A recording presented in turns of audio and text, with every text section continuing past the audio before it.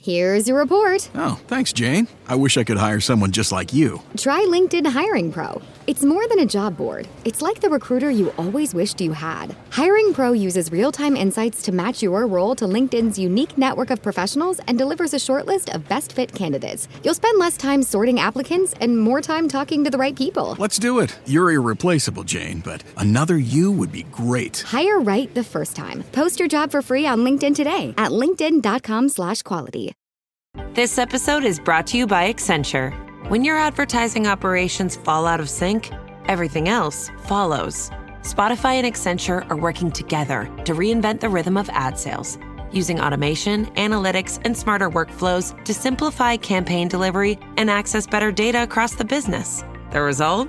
Less time spent on operations, more time connecting brands with the moments and fandoms that matter most.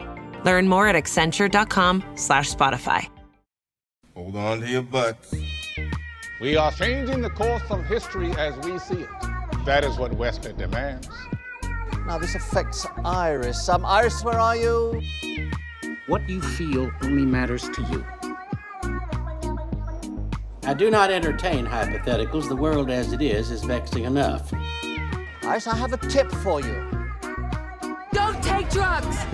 Or Whatever Movies with Wesley and Iris. What up and welcome to Or Whatever Movies. I'm your co-host Iris and I'm here with my super space nerd brother. Wesley, I am. To talk a movie from 2015, over 10 years old, Matt Damon in Andy Weir's novel, The Martian. So you know how fashion dates, like in The Devil Wears Prada, you can oh, that movie's obviously 10 years old or 20 years old or whatever. Don't you think that it's so science forward and in fact set in the future because we don't have habitable Mars missions or even manned Mars missions that the 10 years old doesn't even matter? Because you said it kind of oh, this movie is old. What dates The Martian? Matt Damon? No. Kristen Wiig appearing on screen. What's the Ryan Gosling movie? What's the Ryan Gosling movie? Project Hail Mary. Also, does Project Hail Mary... also based on the Andy Weir novel, also written for the screen by Drew Goddard. Does Project Hail Mary date The Martian? Obviously, thematically similar. Isolated person heavily reliant on science and skating by the rigors and demands of space, and in this case, another planet, by the skin of their teeth. Doesn't Ryan Gosling say, I'm going to have to science the shit out of this? No, we said that like a joke, that's basically what he has to do, and I referenced Mark Watney saying it in The Martian. So I enjoyed screening The Martian. I realized pretty early on that I was seeing it for a second time. But my first viewing must have been really immemorable. Is that a word? Not memorable? Because I was I don't think I've seen The Martian. It was it was in and out. Nothing stuck with me about The Martian such that I actually remembered having seen it. Is that weird? Oh man, we should have done a back in time because you would have been oh, I bet he goes to Mars and I don't know, he gets stuck and runs out of food and has to farm potatoes or something. And you'd be dude, I'm accurate.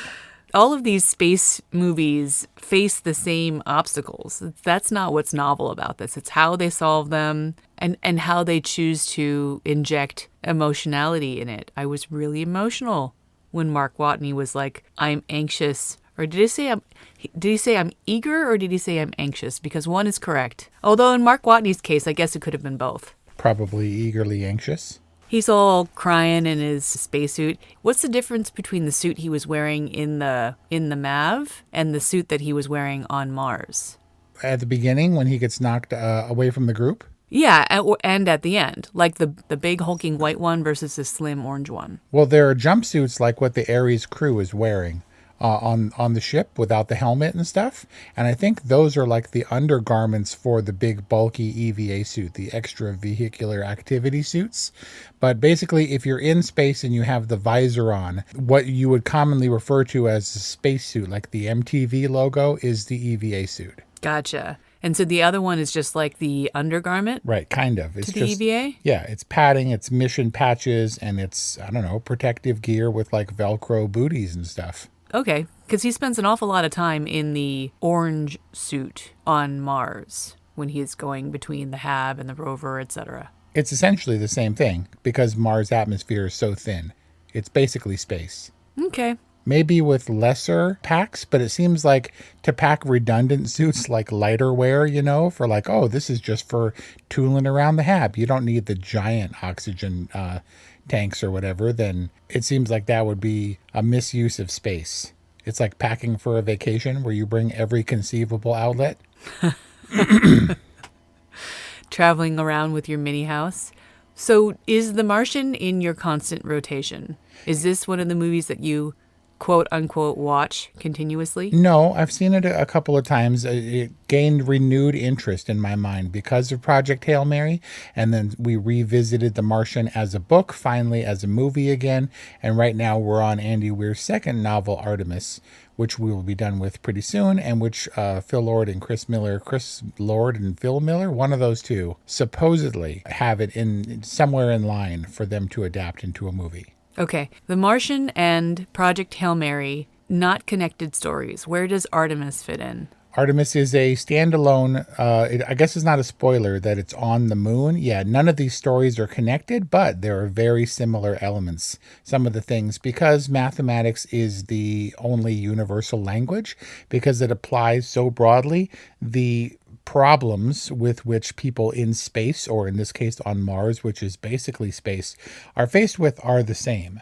And so there is some recurrence of things like water and oxygen and pressure and things like that that are addressed similarly in all of these stories because it's kind of Andy Weir's forte. Tell me a little bit about Andy Weir. So The Martian is interesting as relates to Andy Weir because he is like a viral novelist, so to speak. Frankly, gives one hope about the future of entertainment because he shopped his book around and they were like, nah, it's kind of mathy.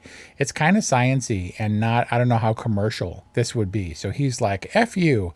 And he started posting it episodically or chapter by chapter on his website, andyweir.com. And he's this big old, I pale in comparison. I'm like an infant as far as science nerds go compared to people like Andy Weir, who calculated his own opportune windows, the Holman transfer windows between Earth and Mars himself using NASA programs, and he wrote code himself and stuff. Started posting his book online for free, and it gained quite a bit of steam. And then people came knocking.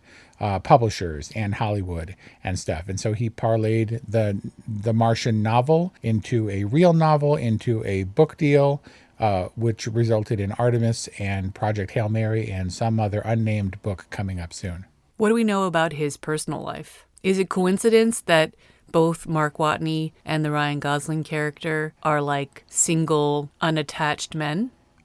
They're both scientists. So you didn't want to say white guy. He's a pasty white guy. He's got glasses. He doesn't quite have Brad Pitt marquee looks, let us say. I don't know if he's single. He seems put together, obviously smart, but like Robert Langdon's character in the Dan Brown Da Vinci Code novel, it's clearly, and he said, basically Mark Watney is me, or Ryland Grace from Project Hail Mary is me to some degrees, and they happen to be played by better looking people, but can't help it. You put yourself in the hero role if you're the captain of the ship. If I was a dude, I think I'd be pretty stoked to have Matt Damon and Ryan Gosling play me. Yes, both of them are cute, at least in Mom's opinion, I'm sure. Both of them are funny, charming, engaging, and are they both equipped? In this case, Matt Damon, do you think he's equipped to be the likable kind of only person for the majority of the movie? Maybe more likable and cuter than Sam Rockwell. I'm a huge Sam Rockwell fan. But that's what these movies are all about. It's a dude who couldn't be more isolated. Yes. They do a pretty good job of expanding Mark Watney's world in the Martian movie. We don't see a lot. We kind of forget about the crew for the first half of the movie. But between Houston and JPL and Pasadena, there are a lot of characters, so much so that we need codas for all of them at the end. Yeah. likable people, but which is kind of fun. Yeah, I mean, we're expanding the world and we want to have a fully realized world on Earth and on Mars and in the middle on the Ares. But I don't think that that's really enough. I mean, it is Matt Damon's face front and center on the poster, in the movie, where it really does feel like it's just him. From what I read, Ridley Scott shot Matt Damon's role over 5 weeks pretty much continuously.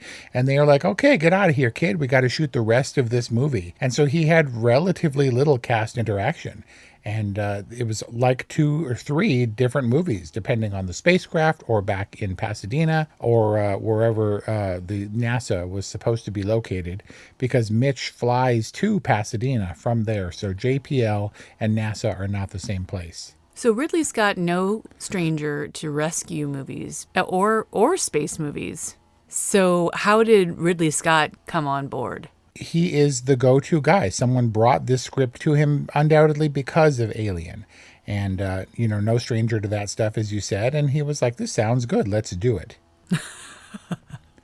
If only it could be so simple in Hollywood. I mean, he's kind of the understated. He's like the Christopher Nolan of his day. He's very understated. He draws a lot. He does his own storyboards and stuff. He's involved. Once someone brings the base material to him, he really fleshes it out, makes his own world. He's known for this 4-camera system for every shot, everywhere. He's got 4 cameras going, which must be a nightmare for his editors. But the guy knows what he's doing, and he's going to get his shots, and he does it quickly and effectively, at least for principal photography and production. How do you feel like The Martian is a Ridley Scott movie? I think just in the confidence of its tone. Tonally, The Martian could play as strange. It's funny, it's disco, it's supposed to be charming. It depends entirely on the likability of Matt Damon. Now, I'm not sure if you didn't know who Matt Damon was, if he would thoroughly win you over and be charming. I wouldn't have thought that The Martian required nudity or methody acting or whatever, where he gets all Tom Hanks scrawny by the end of the film. But a lot of that stuff happens. I just think he's a deft old hand at what he's doing. We need someone reliable who can do this quickly and on schedule. Well, let's bring in Ridley Scott. He does space movies. Done. I would say that the Mark Watney character is charming. He's definitely funny, and the dynamic in the crew really suggests how close they are. They're a space family. But for me, more of his charm comes from his can-do attitude. When he's in the classroom at the end, and he said, you're going to come to a point where it's between problem solving and death. You're going to be in a life or death situation, and you can either wallow in that or you can figure it out. You can solve one problem after another until you can save your life. So I think so much of his likability comes from the kind of Boy Scout can-do attitude that he has from the very beginning. There's no time for wallowing in self-pity with Mark Watney on Mars, even though he's there for 1.5 years. He's not like Daniel Day-Lewis in Anemone, all by himself, bitter with a hatchet. No, he could have just wasted away cobbling shoes on Mars, but he doesn't. Right. He gets to work. He starts farming. He keeps himself occupied and busy. Now, it doesn't hurt that, 100+ days in, he's back in contact with Earth.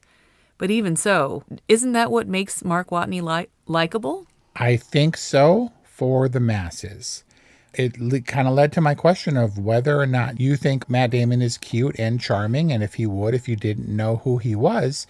The delivery is key, and his sustained good humor, and even when he's the closest to death, he makes his jokes and stuff. It helps for the Mark Watney character, and yet he is not my favorite character in The Martian, which I thought so the first time, and I thought in subsequent viewings, and that's got to go to Teddy, the director of NASA, played by Jeff Daniels. Wait, the Dumb from Dumb and Dumber? Yes, but who is definitely, he's funny, like when he's like, Rich, go away or get out of here or something. I'm the director of NASA. but he's so dry and so stilted and utterly methodical and with seemingly devoid of emotionality. I love that character. A stark contrast to Mark Watney, who in a completely different way gets stuff done. So it's very interesting what makes a character likable in this. Like, Mark Watney is, he gets to be human and he gets to crack jokes and stuff, but Teddy is like a Terminator with like a frown on your face. He's all about calculating the odds and he gets it done. What do you need? I need 15 days and I can get the probe done. Okay, well, we can do this. How do we gain 10 extra days? Well, we can bypass safety and checks. He's like, get it done. I got you your 15 days, get it done. And if it fails, it's on me. And I love that. Every time I watch it, I'm like, oh, yeah, he's so awesome. Obviously, there's a lot to say for charm and personality, but it's these very honorable human traits that make so many of these characters likable. I like that Teddy is decisive, Director Sanders. It takes responsibility, calls for accountability. They're just like morally centered people. And I think that in a really tough situation, and I think that makes us feel safe, which is kind of a metaphor for life. I mean, they're all kind of cold and calculating because aren't they all scientists except for Kristen Wiig, who is like a PR maven or whatever. But Jessica Chastain's character really surprised me. She could have gone like the Ice Queen route, right? She's military. She's the mission commander. Like, she's badass and she's in charge. And yet she brings a surprising amount of warmth to the Commander Lewis role. I was really impressed with her performance, and I really, really liked her character. Yeah. If you were producing The Martian, would you have given Jessica Chastain equal pay? Running a small business means I wear lots of hats. When I put on my hiring hat, I can count on LinkedIn Hiring Pro to make it easy. LinkedIn Hiring Pro helps manage my hiring workflow, puts my job post in front of a unique network of professionals, and matches me with the best candidates for my business. I can also share my job with my network. No other job site lets me do that. No wonder most small businesses say they'd use LinkedIn Hiring Pro again. Hire right the first time. Post your job for free on LinkedIn today at linkedin.com/quality. This episode is brought to you by Accenture. When your advertising operations fall out of sync, everything else follows. Spotify and Accenture are working together to reinvent the rhythm of ad sales, using automation, analytics, and smarter workflows to simplify campaign delivery and access better data across the business. The result? Less time spent on operations, more time connecting brands with the moments and fandoms that matter most. Learn more at accenture.com/Spotify. To Matt Damon? It's interesting because this one was one of the key movies. It was in the center of the pay disparity at the time. Jessica Chastain is great. There was a little bit of saturation with her for a while. She was in many movies, but talked about how amazing her character was, how dedicated she was to this role and stuff, and how she found out that she got paid a quarter of what Matt Damon got paid, or it was revealed that she got paid a quarter of the amount. And I'm like, well, she was on screen far less than him. He is the titular Martian. They didn't have any scenes together or whatever. With what she had, she did really well, and enough so that she was memorable. And then it was determined that she was like, no, I didn't get paid a fourth. I got paid like a 20th of what he got paid. Did she have more than 1/20th the screen time of the Martian himself, Mark Watney, a.k.a. Matt Damon? I could see an MFN situation for this film. It is very, very ensemble-y. I mean, but it's obvious that Matt Damon is top billing. I mean, he's on the poster. I think he's pre-title. I mean, the story is about him. I can't... 1/20th seems like a egregious disparity. Could I see like an MFN for the entire Artemis 4 crew that is closer, more relative to Matt Damon's fee? That would seem reasonable to me. Yeah, it's not about reasonable, though. It's about efficiency. You get the best people you can for the least amount of money so that your movie, your studio, and yourself can make the most amount of money. I get that, and that's how maybe I used to think. But in my ripe old age, I'm more and more, I feel like a good deal is one where people are happy. Oh, for sure. And that's, because we love movies and we come at this from an emotional perspective. And Jessica Chastain, to your point, delivers the emotional heft and the weight to where you love her character. And while she has to make Teddy-like really difficult decisions, she always does it with humanity in mind. In particular, Watney's, she risks her own life while sending her crew to the launch vehicle so that she can search for him just a little bit longer, even though his vitals are offline. She really takes it personally as a mission commander, not just professionally, when she finds out, as they predicted, that she would be devastated when she finds out he's alive. A great performance and really emotional for relatively small amount of screen time is all we're saying. Big impact for less screen time should equate to better or more appropriate compensation kind of across the board moving forward. Yeah. Love Jessica Chastain. Love Viola Davis. Give them their money. She's all right. Yeah. She's especially good at this, but is there a lame performance in The Martian? I don't think so. There are lesser performances really than in the book, for sure. Lesser roles, but doesn't mean that bad performances. All of them, except for Vogel, the German guy, I know all of these actors by name. And so that's cool. Mission Control, NASA, they're all staffed with recognizable people. Huge cast for a movie where Matt Damon is only his big giant head on the cover. It's deceptive. Yep. It's a giant cast. Sean Bean somehow lives. Is this the first movie where Sean Bean doesn't die? It's not. It's a generality, but it's a funny one. It's funny to be like, oh, how is he sitting in a chair in an office? How's he going to die? His career head rolls. For sure. But big movie, big cast. And this one, I remember The Martian fondly because this is one of the few movies where I had a total nerd out movie moment. You talked about me being a big space nerd or whatever, but those times where I was in the theater or watching a movie and felt absolutely giddy and no one else shares my enthusiasm, that's where real nerdness comes into play. And that was them discussing the secret meeting that they called after Rich Purnell introduced his slingshot maneuver as a means to get Ares back to Watney. You remember what they called the project? Come on, you big nerd. Wait, yes, I do. It was Lord of the Rings related. Yep. And then Jeff Daniels delivers possibly the best line of the movie. Where he says, I want to be Glorfindel.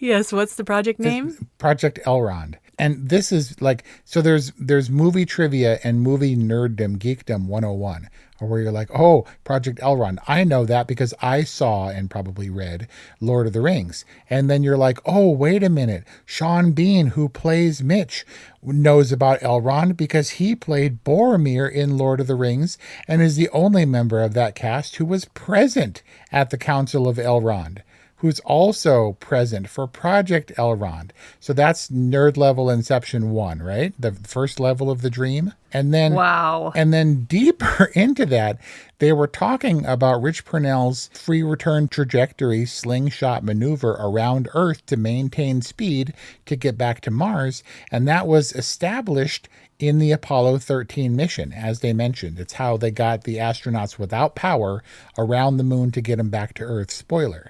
And so the slingshot. And I love Apollo 13, but it happened in real life, what the actual, Apollo 13 mission used to get the astronauts back. So I was like, Apollo 13, Council of Elrond, Lord of the Rings with Sean Bean. That's amazing. But they were also playing, which I immediately noticed, a reused cue from Requiem for a Dream. It doesn't relate to any of those other movies we're talking about, but I immediately recognized that cue as being from another movie while they were talking about a procedure from another movie while referencing the project that they named after another movie, one of the stars of which was present in that other meeting.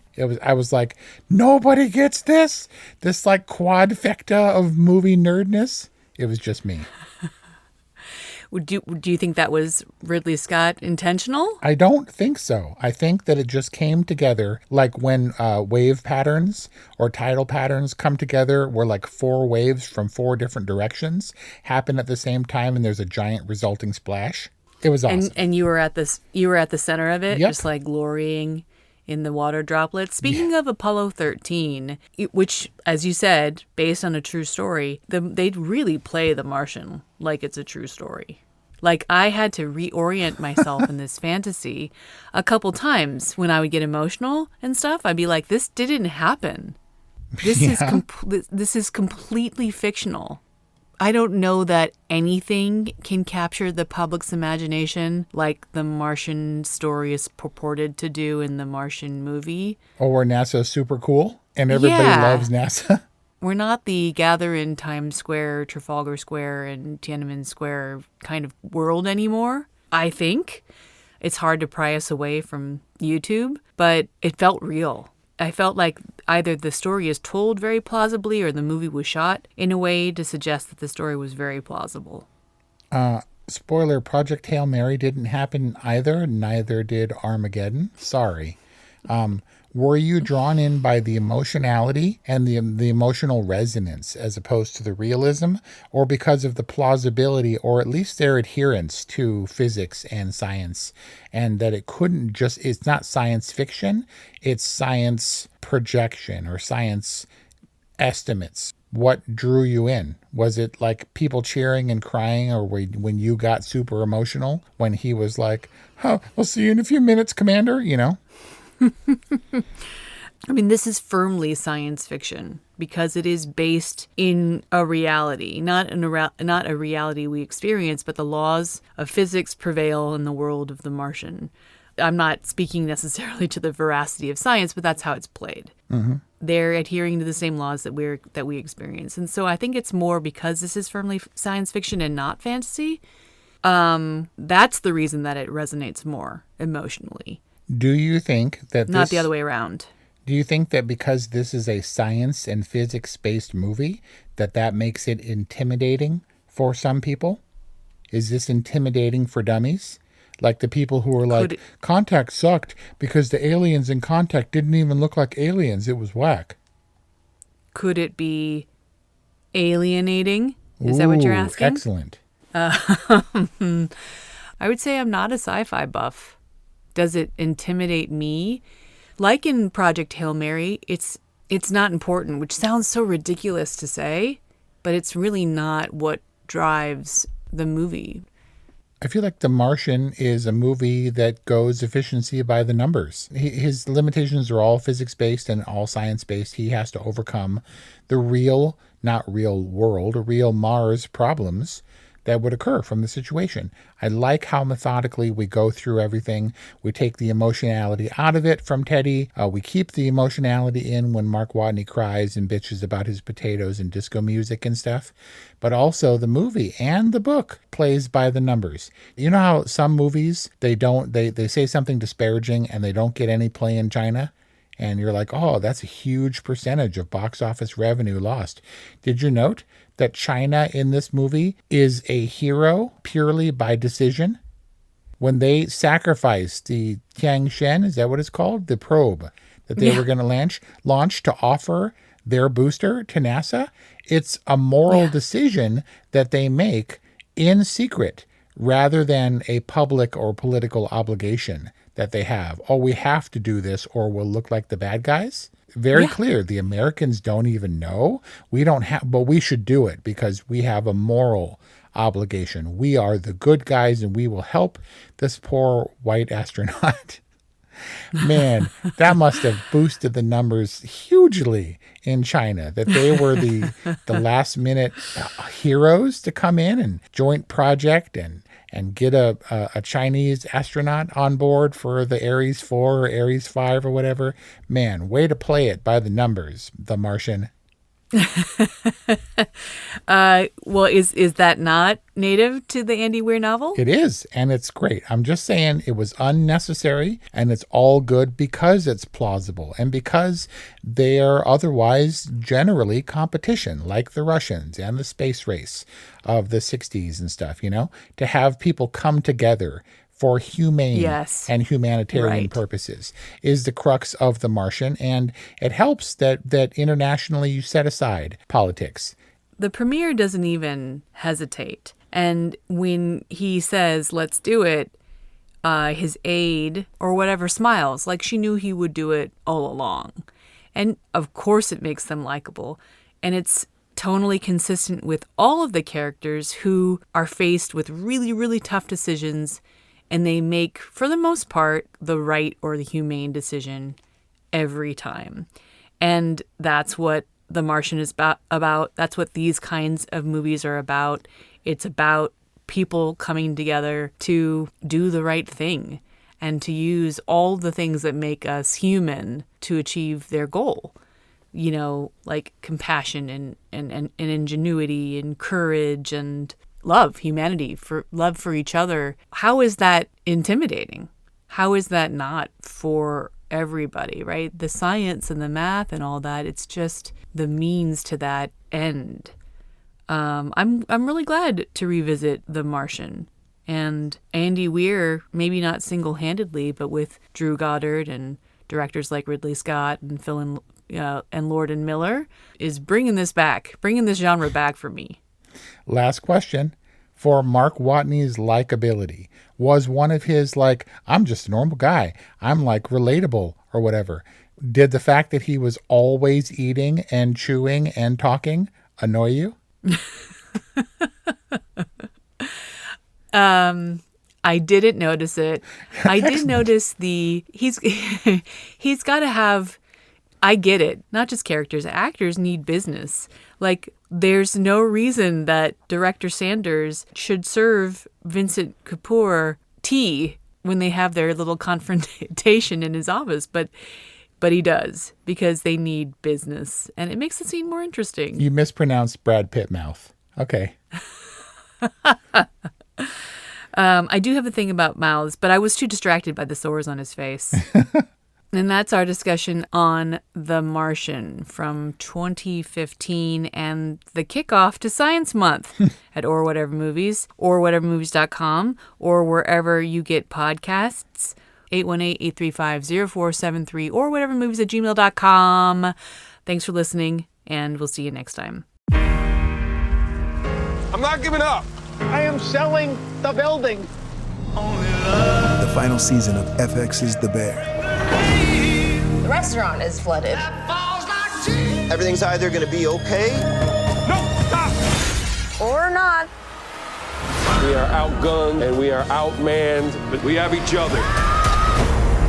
FX's The Bear, the final season. All episodes now streaming on Disney+. Hey, it's Ryan Reynolds here from Mint Mobile. Now, I was looking for fun ways to tell you that Mint's offer of unlimited premium wireless for $15 a month is back. So I thought it would be fun if we made $15 bills. But it turns out that's very illegal.